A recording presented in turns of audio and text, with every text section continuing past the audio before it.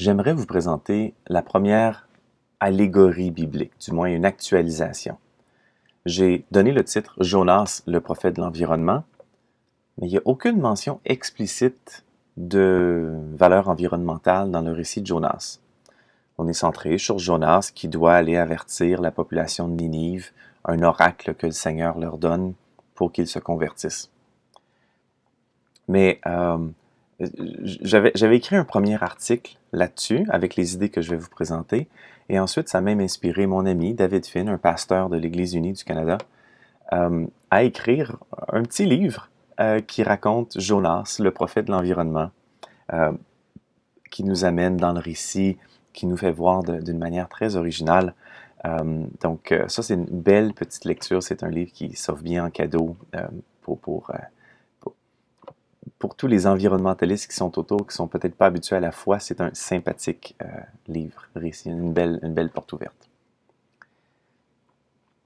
Un bonjour. Jonas se fait dire « Lève-toi, va à Ninive et profère contre elle l'oracle que je te communiquerai. » C'est répété 2 fois dans le récit, ça. C'est dit au tout début, puis ensuite de ça, Jonas ne veut pas aller à Ninive. Est-ce que nous, quand on est conscient au niveau de l'environnement, on a le goût d'aller dire à tout le monde de se convertir, de changer leurs habitudes pour le bien de la planète, pour le bien de l'humanité? C'est vraiment une situation malaisante. Et Jonas se trouve dans cette situation-là qu'il doit annoncer au peuple de Ninive que la ville va être détruite s'ils ne changent pas leur manière de faire. Donc, qu'est-ce que Jonas fait? Il part dans la direction opposée.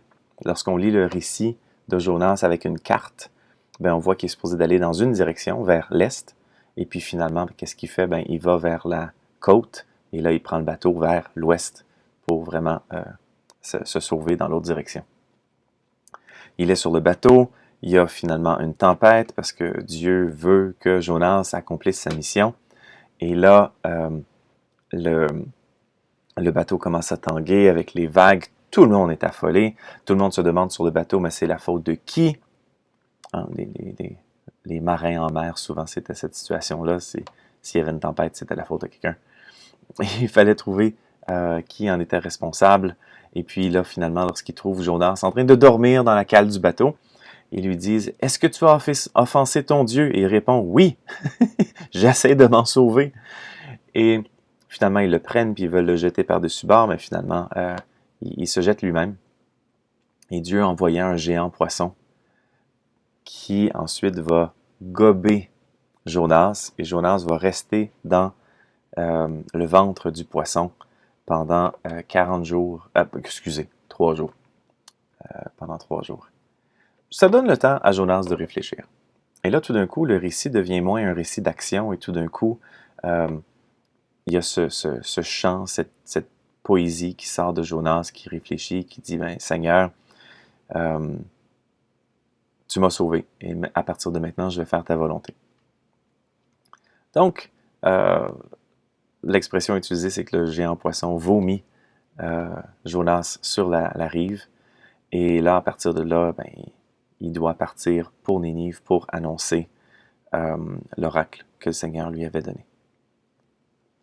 Et lorsqu'il arrive à Ninive, finalement, qui est une ville énorme, Ninive, c'est même écrit dans le texte, ça prenait 3 jours de marche pour la parcourir. Donc vraiment une ville très vaste, une énorme population. Jonas arrive aux portes de la ville et dit « C'est la parole du Seigneur, vous devez vous convertir, vous devez changer votre manière de faire, sinon la ville sera détruite dans 40 jours. » Et finalement, qu'est-ce qui arrive? La population se convertit, ils arrêtent de faire le mal.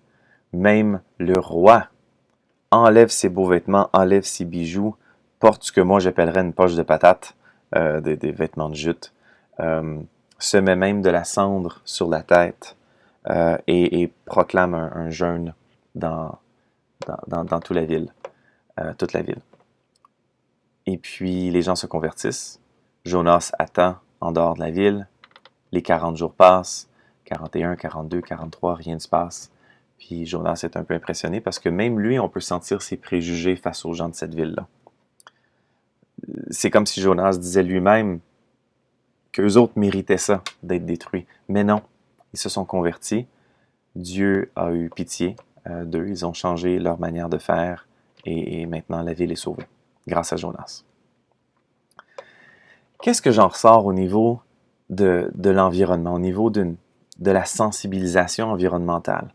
Hein? Je me sens parfois comme Jonas. Je connais des choses, un peu comme des secrets ou des oracles,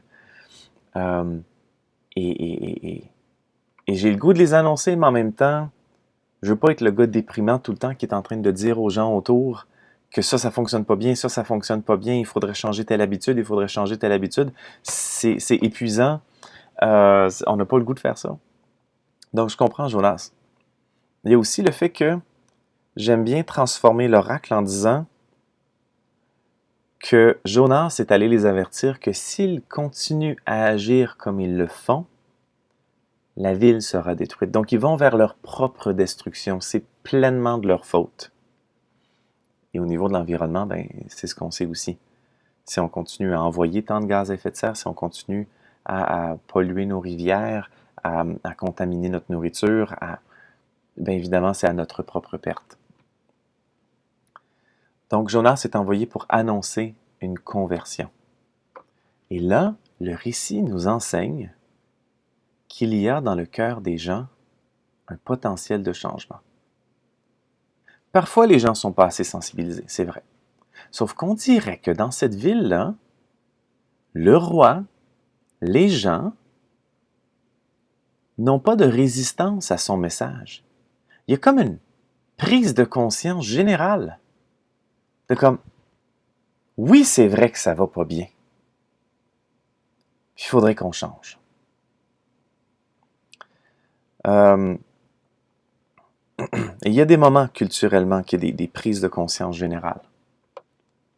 Mais si je retourne au niveau un peu plus individuel, moi, ce récit-là me donne confiance que parfois, lorsque je dis quelque chose en vérité, et que, évidemment, c'est mieux que je le dise avec charité, mais quand même de ne pas me censurer, d'être capable de le dire, je découvre chez l'autre personne qu'il y a un potentiel de changement.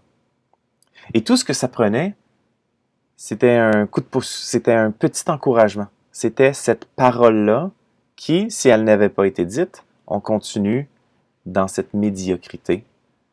Rien ne change. Est-ce qu'il y a des prophètes aujourd'hui? Il y en a plein. Il y en a qui crient haut et fort, qui acceptent cette responsabilité-là. Mais parfois, ça prend aussi des gens comme Jonas qui doivent parler même quand c'est pas le temps. Je vais vous donner un exemple très simple. Quand j'ai pris conscience de ça, de ce récit-là, j'ai commencé une expérience. Je me promenais dans la ville de Montréal, dans les rues, et puis, lorsque les gens laissaient tourner le moteur de la voiture, donc brûlaient plein d'essence, laissaient s'échapper plein de CO2 d'une manière totalement inutile, je faisais ceci. Je tapais dans la vitre, avec un grand sourire, je pointais le contact, et je faisais ça.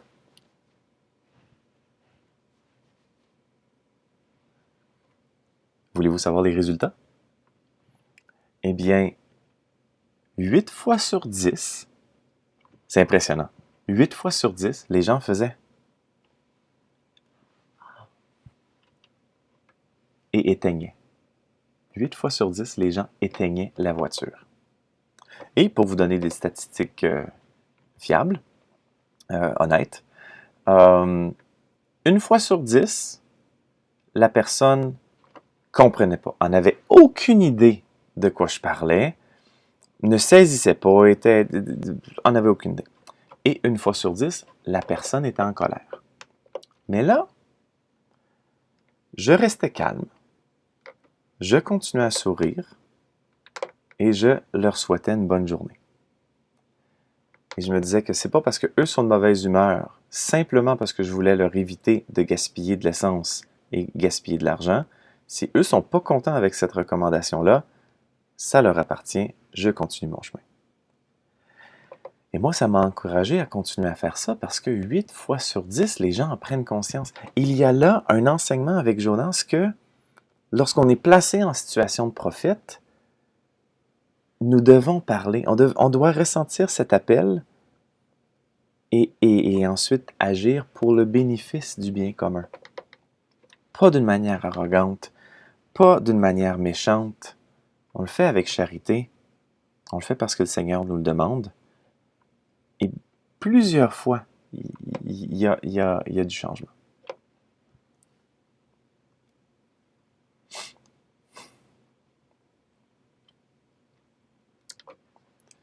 On dit parfois que la Bible n'a rien à dire à propos des changements climatiques. Eh bien, pas directement. Pas les changements climatiques reliés au réchauffement planétaire qu'on vit en ce moment. Non. Mais il y a mention de changement du climat et l'un des récits les plus explicites, les plus extraordinaires là-dessus, c'est celui de Joseph avec ses frères. Vendu par ses frères, il se ramasse en Égypte et il rencontre le pharaon. Et dans le rêve du pharaon, il y a cette citation.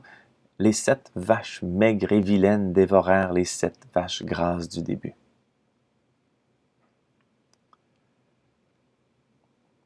Donc, qu'est-ce qui se passe? Joseph se retrouve devant le pharaon parce qu'il a cette capacité de décoder des rêves. Et le pharaon lui dit, « Je suis troublé, ça fait des nuits et des nuits et des nuits que j'ai toujours le même rêve. » C'est quoi ce rêve? Il y a 7 vaches grasses qui sont en train de paître près du Nil, la rivière. Et de la rivière sortent 7 vaches maigres et vilaines qui arrivent et dévorent les vaches grasses, mais demeurent maigres. La même chose se passe avec des épis de blé. Le blé est tout beau et tout doré, des gros grains. Et là, arrive du blé qui, lui, est séché au soleil et vient enrober les épis qui sont en santé et tout ce qui demeure, ce sont 7 ensembles d'épis de blé séchés. Mais qu'est-ce que ça signifie? C'est un rêve qui se répète. Je veux savoir c'est quoi. Et Joseph répond, par la sagesse que Dieu m'a donnée, je vais te dire qu'est-ce que ça veut dire ce rêve. Il y aura en Égypte 7 années d'abondance qui seront suivies par 7 années de sécheresse et de famine en Égypte. Donc, le pharaon dit, maintenant qu'on sait ça, qu'est-ce qu'on devrait faire? Toi qui es si sage, qu'est-ce qu'on devrait faire? Et il dit, on devrait, pendant les années d'abondance, mettre de côté du grain pour qu'ensuite, pendant les périodes difficiles, on puisse redistribuer ce grain à la population. Et de ce champ, sur le champ, Joseph est passé de prisonnier à premier ministre, celui qui gère les affaires de l'État. Et évidemment, cette anecdote-là, cette portion-là de l'histoire s'inscrit dans une histoire qui est beaucoup, beaucoup plus longue et finalement, la famille de Joseph vient en Égypte pour être sauvée. Mais qu'est-ce que j'aime de ce récit? Eh bien, l'importance de lire les signes. Et lorsqu'on est citoyen, fermier, pêcheur, peu importe, on réussit à notre niveau à voir certains signes. Je me rappelle d'avoir visité des gens à Toronto, puis ils avaient dit, cette année, on n'a pas de tulipes parce que l'hiver a été trop doux, ça n'a pas permis aux bulbes de geler, on n'a pas de tulipes. La même année, j'étais allé en Abitibi, puis les gens ils disaient, c'est trop doux cette année, nos skidoo ne peuvent pas aller sur le lac, on ne peut pas chasser comme on le fait d'habitude, on ne peut pas se déplacer, c'est trop dangereux. Donc les gens voient des signes au niveau local. Mais des gens comme un pharaon, nos dirigeants, sont placés beaucoup plus haut et ont une vue d'ensemble et reçoivent beaucoup plus de signes. Sauf que ces signes sont parfois difficiles à interpréter. Et c'est un peu ce qui arrive à Pharaon. il y a comme toutes sortes de signes qui se passent, et là, ça devient trop, il n'arrive pas à les interpréter, il a besoin de l'aide de Joseph pour interpréter ça. Une fois qu'on a lu les signes puis on les a compris, eh bien là, ce récit nous appelle à nous adapter. C'est une histoire du climat qui change. C'est des changements climatiques régionaux en Égypte, dans une portion. Il y a un certain cycle. On pouvait voir qu'il y avait des années d'abondance et des années de sécheresse. On comprend ça. Ça affectait tout le Proche-Orient. Donc, c'est le récit très humain là, de changements climatiques dans l'Antiquité. Mais est-ce qu'il y a des changements climatiques aujourd'hui? Est-ce qu'il y a des leçons qu'on peut prendre de ce récit-là pour aujourd'hui? Moi, je pense que oui. Il y a, à l'heure actuelle, 80% des glaciers à travers le monde qui fondent, peu importe le continent. Et lorsqu'on regarde des graphiques de changement de température, la ligne du bas, c'est la température, c'est les années. Donc, on a des données fiables depuis plus de 150 ans. Et à la verticale, c'est le changement de température. On voit que la température globale sur Terre a déjà augmenté d'1 degré Celsius. C'est beaucoup pour un système planétaire d'augmenter de 1 degré Celsius. Et si on ajoute la courbe de CO2, eh bien, on voit qu'il y a une corrélation entre les deux. Plus le CO2 augmente, eh bien, plus la température a tendance à augmenter elle aussi. Donc, on est devant ça. Il y a des gens qui prennent les informations des thermomètres partout à travers le monde, et là, on lit les signes. Qu'est-ce que ça nous dit? Ça nous dit que nos habitudes, nos technologies produisent du CO2 qui s'accumule dans l'atmosphère et qui agit comme une couverture qui est en train de garder la chaleur près de la surface du sol. C'est la raison pour laquelle on voit la température augmenter avec le temps. C'est causé par les combustibles fossiles qui, eux, étaient enfouis dans le sol, et là, de plus en plus, ces molécules-là se retrouvent dans l'atmosphère. On change la composition chimique de l'atmosphère. Sur le niveau de la planète, ça ressemble à ça. Plus les couleurs sont chaudes, plus on parle de couleurs chaudes. Là, c'est les années 40, les années 50, les années 60, les années 70, les années 80, les années 90, les années 2000.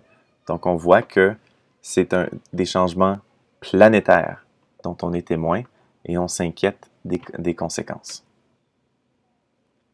Alors, qu'est-ce qu'on doit faire? Qu'est-ce que ce récit-là nous appelle à faire? D'abord, à nous adapter. Hein? Le pharaon dit, Joseph dit au pharaon, on va garder une portion du grain qu'on pourra redistribuer.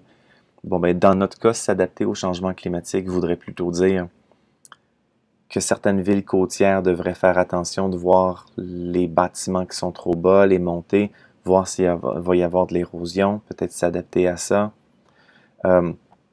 Les canicules qui s'en viennent, qui vont être plus fréquentes, peut-être qu'on peut mieux prendre soin de nos personnes âgées, les personnes asthmatiques, s'assurer qu'ils puissent rester à la fraîcheur. Aussi réduire la pollution, en particulier le CO2, mais aussi le méthane et d'autres comme les produits réfrigérants qui gardent une énorme quantité de chaleur dans l'atmosphère. Et aussi, ce que je trouve le plus impressionnant dans ce récit, c'est qu'une fois que Joseph explique ce qui s'en vient, le pharaon, qui pourtant était tellement puissant, avait tellement d'autorité qu'il était considéré comme un dieu par sa population. Il pouvait vraiment faire ce qu'il veut. Il a considéré le bien commun pour sa population et il a décidé de faire ce qui était le mieux pour sa population. Alors, à plus forte raison, si un pharaon a fait ce qui était le mieux pour sa population, eh bien, nos élus, nos dirigeants élus démocratiquement doivent aussi faire ce qui est le mieux pour la population. La mort est dans la soupe. L'expression peut peut-être vous surprendre. Ça vient d'un récit mettant en scène Élisée. Élisée, c'est qui? C'est le prophète qui poursuit la mission d'Élie, qui étaient toutes les deux à vivre dans un moment très difficile dans l'histoire d'Israël. où les religions païennes étaient en train de plus prendre le dessus, et puis eux gardaient la flamme allumée pour la religion dévouée à un seul Dieu, Yahvé. Ici, on voit Élie qui part sur son char de feu, Élisée qui va poursuivre son travail, qui va prendre son manteau. Et finalement, va aller chez des gens qui sont tellement heureux d'accueillir le prophète, mais ils n'ont rien à manger. À part peut-être un peu de farine en quelque part, puis le pain n'est même pas fait. Ils n'ont rien à lui offrir. Donc, il y a quelques serviteurs qui sortent et ramassent des concombres sauvages. On les appelle des coloquintes, une image ici. Et puis, ils en ramassent plein leur manteau pour revenir et faire une soupe avec ces concombres sauvages, qui était l'une des seules sources qu'ils avaient trouvées. Et probablement pas habitués de manger ça. Ils font donc une soupe avec les coloquintes et le servent aux gens. Et là, quelqu'un déclare « La mort est dans la marmite, homme de Dieu !» Et ils ne purent la manger. Qu'est-ce que fait Élisée? On demande un peu de sagesse du Seigneur et se retourne, va chercher une poignée de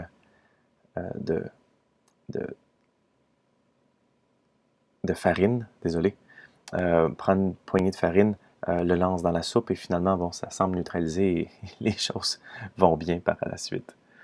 Bon, premièrement, belle confiance en la sagesse. Est-ce qu'il y a dans les coloquintes quelque chose de toxique que la farine peut régler? Bon, ça, je ne sais pas. Mes recherches ne se sont pas étendues jusque-là. Mais juste cette idée de rechercher la sagesse ou comment fonctionne le monde? Est-ce que cette toxine-là peut être neutralisée par autre chose? Mais ce que je trouve le plus intéressant dans ce récit, c'est de se questionner sur la provenance de notre nourriture. Les gens à table ne savaient pas c'était une soupe faite avec quoi. Ce sont quelques serviteurs qui sont allés trouver quelque chose dans la nature, de revenir, de faire un repas avec, et les gens ne savaient pas. Et moi, ça me fait penser au nombre de fois qu'on mange des choses, mais on ne connaît pas la provenance de notre nourriture. Lorsque je prends une tasse de café, est-ce que les producteurs de café ont été payés un juste salaire? Même chose si je mange du chocolat. Est-ce que les producteurs de chocolat, de cacao, ont été payés un juste salaire? Lorsque je mange une pomme ou des fraises, est-ce que je suis conscient de tous les pesticides qui ont été mis sur ces fruits-là et qui ensuite vont tranquillement empoisonner mon corps? On n'est souvent pas conscient de ce qui se passe ailleurs. Donc, ce récit-là, vraiment nous fait prendre conscience que, mon doux, est-ce qu'il y a la mort dans cette soupe? Donc, je me tourne vers l'homme de Dieu, je me tourne vers Dieu et je demande sa sagesse. Bon, les pesticides, les engrais chimiques, on peut chercher biologique, puis pour contrer les salaires injustes, on peut chercher la mention équitable. Je vais vous parler de l'eau amère cette fois-ci. C'est un récit avec Moïse. Sortis d'Égypte, les Hébreux, les esclaves, marchent ensemble et finalement arrivent à juste un trou d'eau. Et puis, ils se disent, enfin, on peut boire, et l'eau, elle est amère. Alors Moïse cria vers le Seigneur, et le Seigneur lui indiqua un arbre d'une certaine espèce. Il en jeta un morceau dans l'eau, et l'eau devient douce, c'est-à-dire potable. Wow! OK, eh bien, voilà, on voit les Hébreux qui traversent la mer Rouge. C'est désertique, les possibilités d'avoir accès à l'eau sont rares. Ils trouvent un espèce de trou d'eau. Et là, qu'est-ce qu'ils font? Jettent une branche d'une certaine espèce. Eh bien, d'abord la question de l'eau amère, une eau polluée d'une certaine manière. On se tourne vers Dieu et on se tourne vers l'environnement. C'est ce que j'aime dans ce récit-là. Il y a là un problème pour l'accès à l'eau potable. Donc, on se tourne vers Dieu pour avoir du réconfort, pour avoir une solution. Et on se tourne aussi, puis Dieu nous tourne vers l'environnement pour tenter de trouver quelque chose qui peut venir nous aider. L'eau, elle est purifiée, fort heureusement. Et ce récit-là, pour moi, est un plaidoyer pour l'accès à l'eau potable. J'ai le goût de dire un mot par rapport à l'arbre d'une certaine espèce. Eh bien, on retrouve cet arbre-là qui est dans la région, qui se retrouve donc en Égypte, qui se retrouve dans le Proche-Orient, Moringa oleifera. Dans le bois lui-même, et on le retrouve en plus grande quantité dans les noix produites. Ça peut enlever la turbidité de l'eau. Ça pourrait régler une eau amère pour qu'elle devienne une eau potable. Assez remarquable que ce type d'arbre existe. Et c'est un arbre qui continue d'être remarquable sur toutes sortes de plans. Il y a quelques propriétés médicinales et même les feuilles se mangent bien en salade. Donc, vraiment, c'était l'arbre de la situation qui a pu aider les esclaves. Et si jamais vous voulez rechercher cet arbre-là, vraiment, vraiment épatant. Le moringa. Si vous voulez aider, parce qu'il y a un grand nombre d'êtres humains sur la Terre qui n'ont pas accès à de l'eau potable, donc deviennent malades à cause de ça. C'est possible de faire un don à UNICEF spécifiquement pour des comprimés de purification de l'eau. Puis c'est possible de faire une recherche si jamais vous partez en camping ou quoi que ce soit, puis vous voulez aussi vous produire vous-même de l'eau potable. Donc c'est ça, ce sont des comprimés qu'on met dans l'eau, puis maintenant c'est rendu à un prix très accessible.